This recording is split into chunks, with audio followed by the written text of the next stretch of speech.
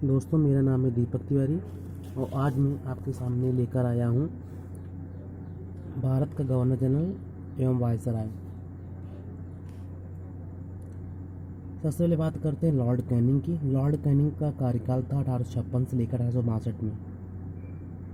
Lord Canning के समय ही विधवा पुनर्विवाह अधिनियम 1856 पास हुआ। Indian high court act 1861, Mumbai, Calcutta, Madras में एक उच्च न्यायालय की स्थापना की गई। असम में चाय तथा नीलगिरी की पहाड़ियों पर कहवा खेती को प्रोत्साहित किया गया। मैकाले के भारतीय दंड विधान 1858, सिविल दंड प्रतिक्रिया संहिता 1859 तथा अंतरिम 1860 ईस्वी में स्वीकार कर लिया गया।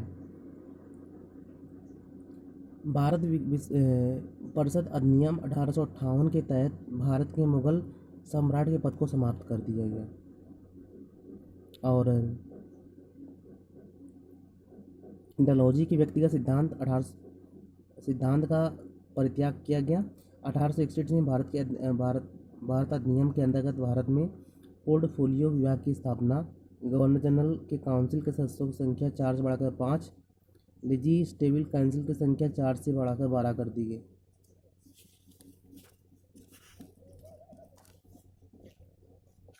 इसके बाद पढ़ते हैं लॉर्ड एल्गिन।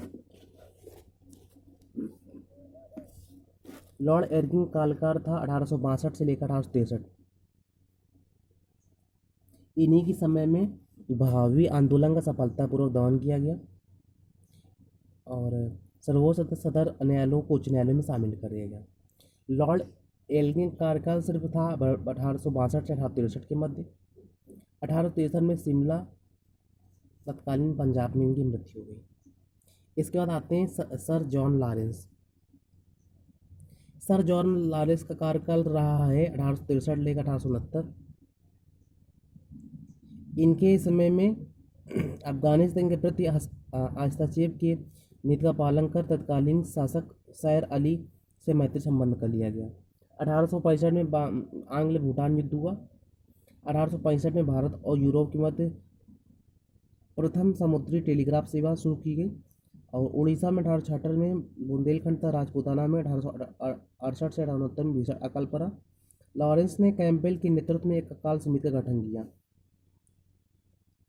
पंजाब टेजेंसी एक्ट पारित किया गया। इसके तहत पंजाब तथा अवध के बटाईदारों को बहुत बड़ी संख्या में मालिकाना अधिकार प्रदान किया गया। इसके बाद बढ़ते हैं लॉर्ड मोई का कार्यकाल। लॉर्ड मेयो का कार्यकाल रहा है 1869 से लेकर 1872 के मध्य।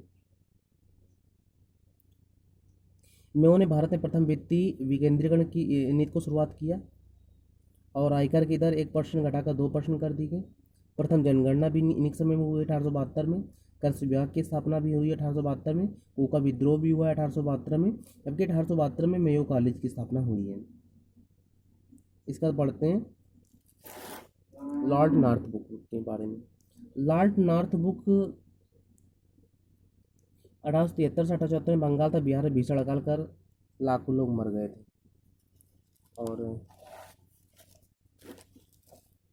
प्रिंस ऑफ वेल्स गढ़वाल सप्तम का भारत का आगमन हुआ।